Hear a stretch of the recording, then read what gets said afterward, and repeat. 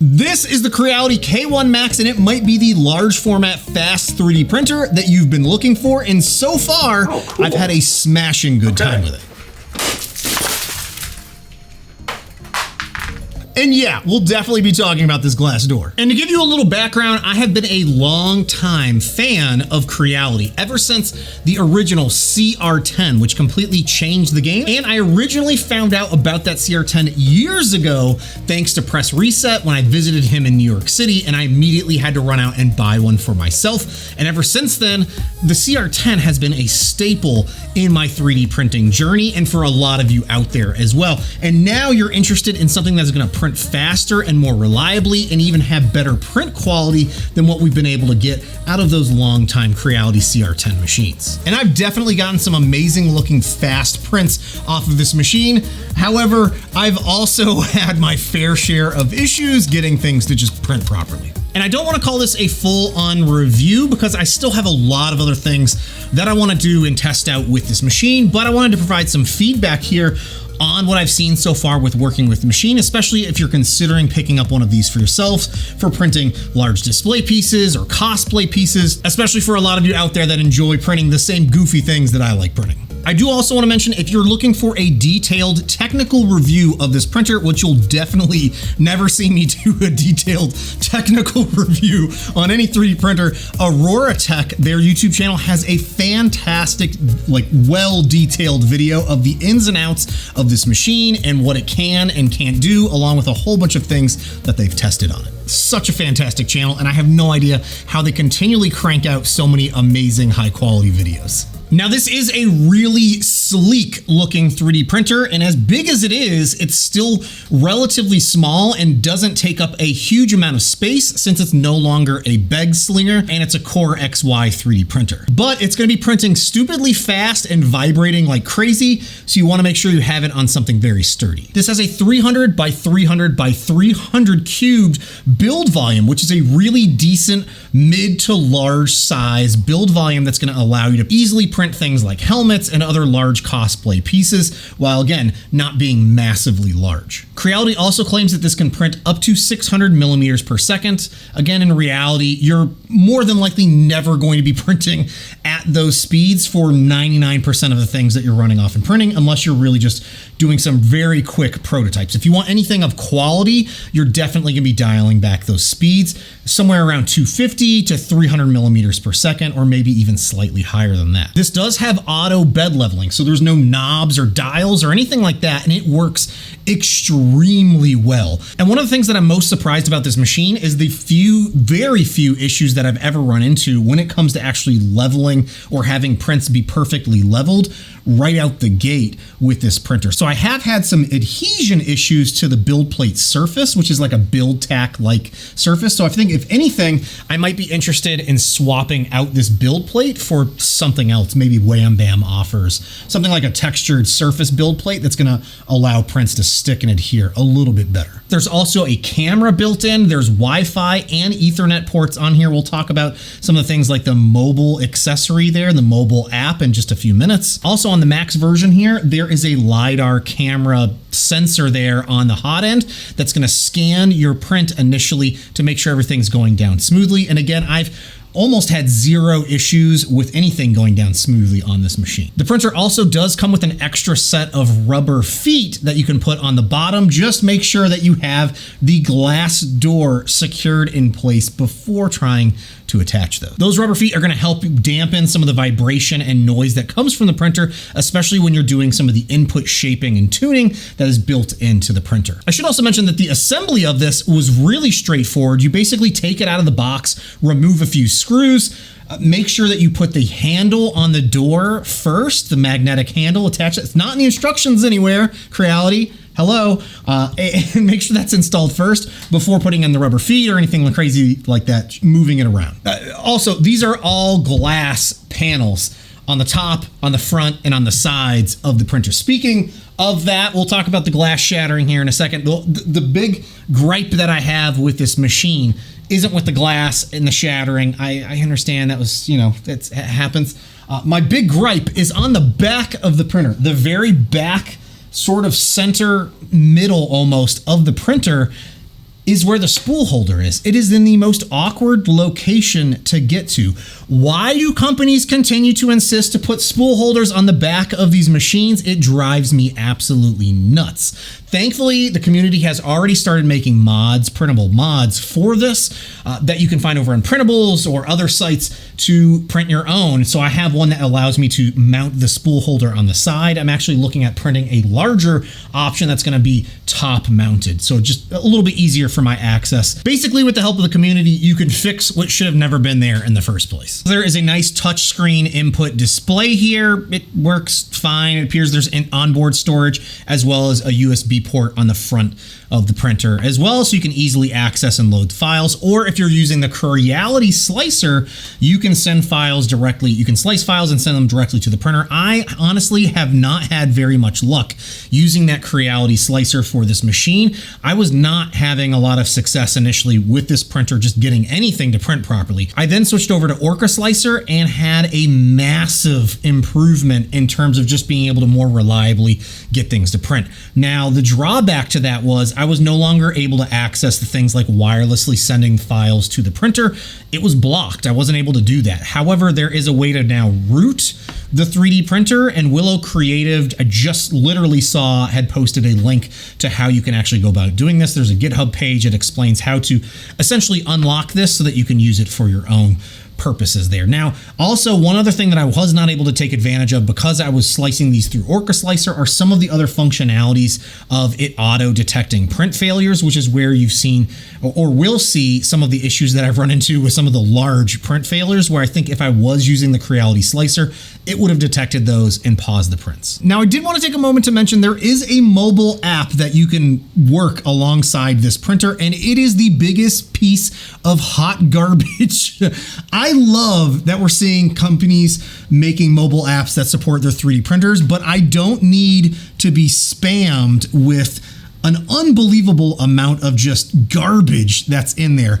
99% of the time when I'm opening up a mobile app for my 3D printer, what I'm looking for is the status of my 3D printer and the 3D prints that are ongoing. I don't need to see ads for something else that's not related, or spam posts from other creators in some kind of weird marketplace, or files that I could potentially try to download and send directly to the printer. It's not good. It's overly bloated. But there is these essential functions of being able to get in there. You can stop your print if you need to. You can potentially view the camera. I've had not a lot of success being able to actually view the camera from the mobile app. So I set up a Waze camera here so that I could more easily see that. And if I was seeing an issue with the print, I could remotely stop the printer. Now, about this glass door and all these glass panels, this is not hinged in place like you would think it would be. There's just two plastic pins holding this glass door in place. So as soon as you bend it back too far, it's gonna snap and break and shatter, and you're gonna have glass everywhere. Creality actually sent me two different K1 Max 3D printers. So they sent me the original one. I did that live stream unboxing. It unfortunately shattered. They then sent me a replacement door for this that I could replace, which you're seeing here. And then they sent me a second unit, which I thought they had changed the hinge design. No, nothing. There was no, the instructions were the exact same as well. There's nothing about putting the door handle on in the instructions when you get the printer. So just be careful of this. I'm so cautious of this glass door and things getting caught, or my shirt or something getting caught on it, and it's just gonna snap and shatter. I've almost been tempted to just entirely remove it because I print mostly PLA, and it's not recommended to have all these glass pieces directly on here. You also see that this is really dusty. It's because I've been sitting this off to the side on a shelf because I never have that glass top on. One other really big complaint I have is just feeding the filament into the printer when trying to load it in. It gets caught either on the filament runout sensor in the back, which does work properly. I've had a few systems or a few times where the filament ran out and it caught that, which was great, but it sometimes gets caught in there and I have to unspool it and refeed it back in. But also the way that it's bent here at the top, if you have that glass plate on, it's almost like you can't get into the hot end with the angle that it's going at. So you almost have to bend this PTFE tube up a little bit so that it has better access to it. And for me, one of the main considerations why I was so interested in the K1 Max is for that 300 cubed build volume over something like the 256 that we're seeing on those Bamboo Lab 3D printers, which, by the way, isn't actually 256 by 256 by 256 on those machines. You're actually limited to something like 240 unless you mod in the slicer, print a separate part to block the filament cutter on the Bamboo Lab printers. It drives me absolutely nuts that I can't actually use the full build volume easily of that 3D printer like we can here on the K1 Max. So after I abandoned Creality Slicer and started slicing my own things in Orca Slicer, the first thing I went and tried to print is the new Loki crown that was created by Yosh Studio. I believe this is by Yosh Studios. And this printed so well and so stupidly fast. I think this was a 16-hour print, something like that, for this entire thing. Printed it in multiple parts and just is like, it's really clean. I'm honestly so surprised at the quality of how well this printed with literally no tuning that I had to do, but it fits pretty dang good here and is huge. Also, I scaled it like just a percentage too big. I might just need to put some foam in there to keep it so it will stay on my head. I was so impressed by what I was seeing that I wanted to print something that was just going to be really large and kind of stupid. And thankfully, Eastman released his new Juggernaut file. This is a 3D printable bust. I believe I printed this at the 100% scale. It might have been scaled up. I can't quite remember, but it's massive. And this was only a 10-hour print. This came out, again, amazing. It's not the cleanest looking print that I've ever seen, but I'm so impressed with how well the details actually turned out for this. This is also where I encountered one of my very first massive print failures, and I don't think this was the fault of the printer itself. I think it was the new roll of filament that I was using was bad, and it almost splintered and broke off in a million little pieces, and it was all inside of the printer. Actually, Foxhammer had a video on the K1 Max and mentioned, and I completely agree, one amazing thing with this printer is that the inside is completely flat. There's no lip to it, so if you have any print failures or anything like that, or pieces of little bits of filament, you can easily brush them out of the printer. This is just such a big, beefy print. I love it. Now, if you're into printing things like helmets, this honestly might be the best printer at the moment that you can take advantage of. Even in this failure here, this is the Redhood helmet, the first attempt that I tried printing at it. The back supports did not adhere to the build plate surface. That's where I then went back through and added a glue stick to the surface, which definitely helped with the adhesion afterwards. But the print itself, even on this failure, I could see the potential of what this could do because of how clean this was looking in the front. Now, I went and reprinted the helmet, and it's in two separate parts here, and unfortunately, the back portion again failed ever so slightly. One of those supports failed, but thankfully it's in a spot that the back panel of the helmet covers up that, and it doesn't really impact it too much there. And unfortunately, I ran into a huge fail trying to print one of Wekster's Santa skull files here at I think like 190% scale. I'm not entirely sure it was down to the printer. It might have been settings, it might have been the filament, because in some areas it printed just perfectly. In other areas, there's a massive layer shift that occurred down here. I ended up running out of filament and I ended up having to swap it out, and that went seamlessly without any major issues or hiccups. But then towards the top, it kind of clogged up and then was reprinting somewhat towards the top, and then these two just completely separated. But again, where the print didn't fail, it still looks really good. Speaking of Santa, I ended up printing some of MandicReally's his Lego Wreath files across multiple 3D printers, including the P1S and the Prusa XL. And The XL easily was the best looking in terms of the prints off of those with no issues. The P1S had some issues. Again, I have two K1 Maxes. One completely lifted in some of the corners and just did not adhere very well, and the top doesn't look that good. Well, one of the other ones is definitely passable. The top surface quality, I had ironing enabled. Maybe I shouldn't have had ironing enabled. Again, might come down to just filament settings and how to improve this. Overall, a decent looking print. Here's another oddity that occurred between the two K1 Max printers. The exact same roll of filament, the exact same sliced file, printed on both of the machines, and one almost printed perfectly. Some of the spots in this clear ball just did not print properly there. Again, probably some of the settings need to be tweaked here for the filament, but the other didn't print entirely. It looks like it clogged up or something. It just didn't extrude entirely, and yeah, just did not work, so I didn't print the other half. This was a really quick print as well. Also, look how insanely transparent this is. It's nuts. I tried to print one of 3D Printing World's collapsing swords. Yeah, that didn't go well at all. This failed massively. It basically fused together. I printed, oh, there we go. Yeah, that broke off. Oh, there we go. It's kind of, yeah.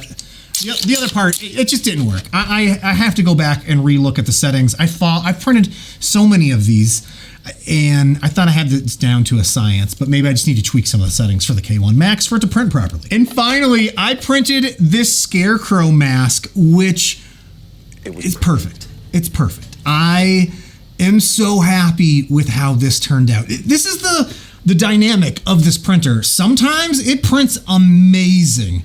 Other times, not so much, and I cannot quite figure out exactly why. It's just like a toss of a coin that you might get an amazing print sometimes, and then other times you don't. But what I wanted to show here was just the support removal is, I was gonna say it's that one part, here we go. It's pretty clean and easy to remove on some of these parts here. There we go, yeah, they're kind of just breaking away. I've got the settings dialed in pretty good here for the Orca slicer. I did start with another profile that you can find over on Printables. However, I have since tweaked that profile that I'll have linked to the original one in Printables, and then I'll have mine over in my Patreon if you're interested in seeing the exact settings that I used. But look how clean some of these supports just break away from the prints here, and the print itself just, again, really greatly detailed, and loving the results of this. And the price point of this, the retail price for the K1 Max is $899. Definitely shop around and keep an eye out for sales for this machine, because there are definitely sales opportunities that pop up here and again for this machine and the other K1 printers. If you're interested in more information about it, I'll have links to it down below. Creality did send this machine along to me to review and show off for you guys here. I'm not being paid for this in any way. This, again, is a fantastic machine if you're into things like 3D printing for cosplay or just wanting to print large, fast things. I would definitely recommend swapping over to Orca Slicer and not using Creality Slicer for this. Again, I was just having tons of issues getting anything to print properly with the Creality Slicer before swapping over to Orca Slicer. I did also want to take a moment to say thank you to all my Patreon supporters for your continued support of me making videos like this one here on the interwebs. If you're interested in things like my 3D printer settings that I used for the K1 Max, you can find those over on my Patreon. And let me know what your thoughts are on the K1 Max, and if you consider picking up one for yourself. I've already ordered one of the Micro Swiss adapters for the hot end, and I'm looking to see how that compares to the stock one here, because I've seen Shep and Joel Telling show those off on their channels. Hey, thanks so much for watching, y'all, and I'll see you next time.